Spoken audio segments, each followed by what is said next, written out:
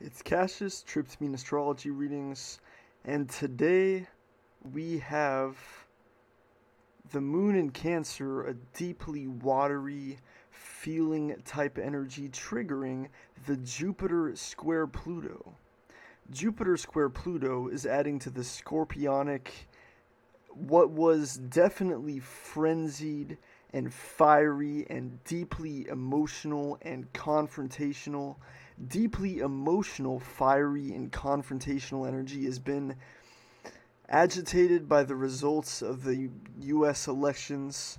And for the record, I support no politician, and I will try to leave it out of the astrology. But the Scorpio energy of this season has been majorly turned inward into this grinding, uncomfortable, extremely confrontational, and intensely emotional, fiery energy.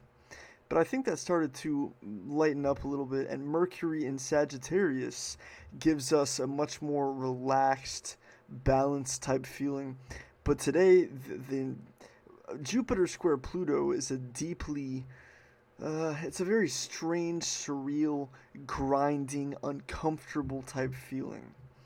It's kind of Saturnian and cold, while it's grinding and deeply, painfully introspective because Pluto's in Saturn sign Capricorn, and now Venus in Capricorn is adding to the coldness a tiny bit, but there's quite a bit of warmth from Mercury in Sagittarius.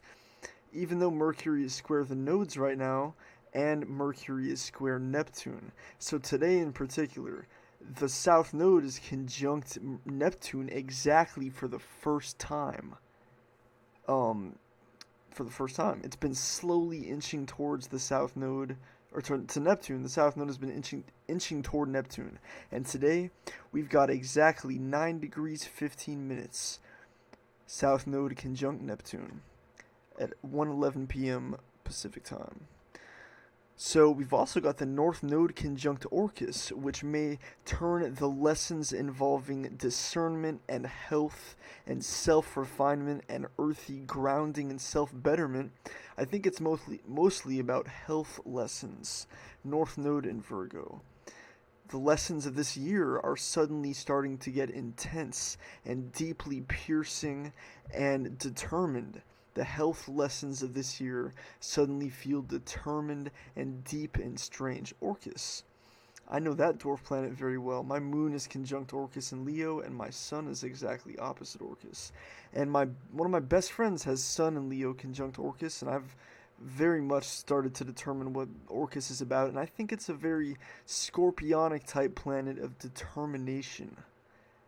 I think it's about determination, and Orcus in Virgo is about a determination for health and self-refinement and self-betterment.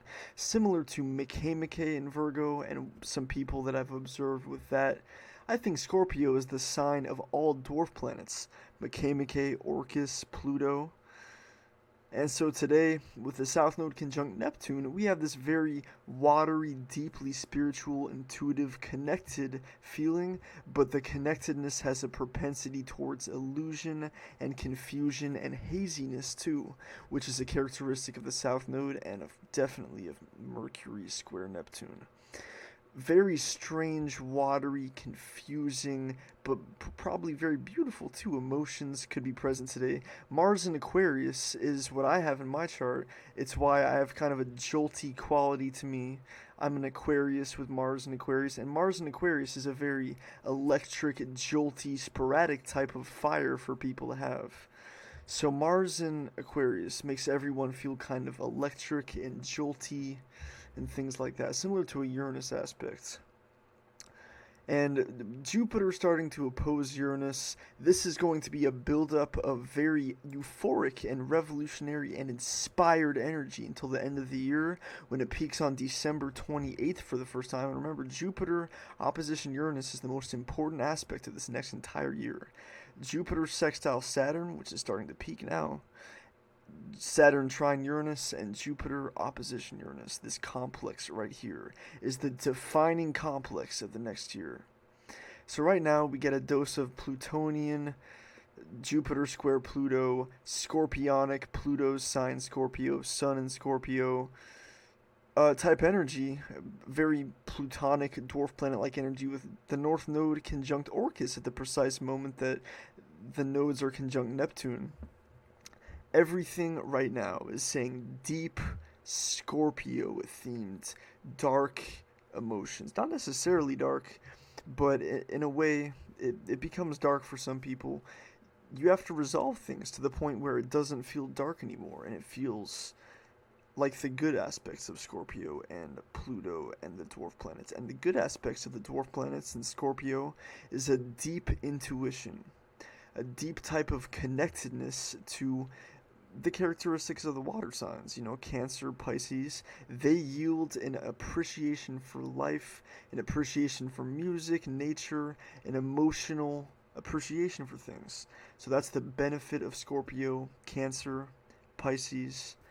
And today we certainly have a lot of water in the air, and we will for the next few days with Mercury square Neptune, hazy, confusing, but deeply appreciative and emotional feelings, determination for the health-oriented, discerning lessons of the year, and Jupiter square Pluto. You've got to see that like a conflict between Libra and Capricorn too. A conflict between sensitive, empathic, kind, golden white, angelic Libra energy and cold, somber, unemotional Capricorn energy. So we've got a conflict between golden white, chill, socially harmonious energy and deep, scorpionic, piercing, cold, somber energy. Pluto and Capricorn.